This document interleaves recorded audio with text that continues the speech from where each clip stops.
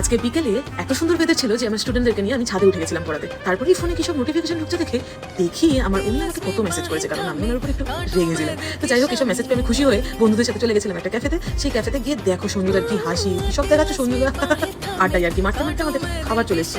কি এইটুকুনি, এটার দাম 120 টাকা। হ্যাঁ, এটা চিকেন মালাই মোমো, আর এটার দাম ছিল 120 টাকা। দেন টেস্ট করার পর বোঝা গেল এটার দাম এত কেন, কারণ এটা সত্যি খুব সুন্দর খেতে।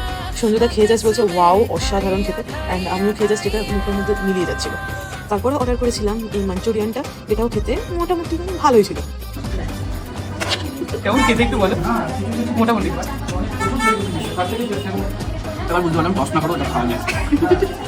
তারপর অর্ডার করেছিলাম এই ডিশটা, এটা ছিল চিকেন ক্রিসপি চিকেন, আর এইটা ভীষণ মিষ্টি মিষ্টি ছিল, আবার আফটার টেস্টে ভীষণ ঝাল ঝাল ছিল।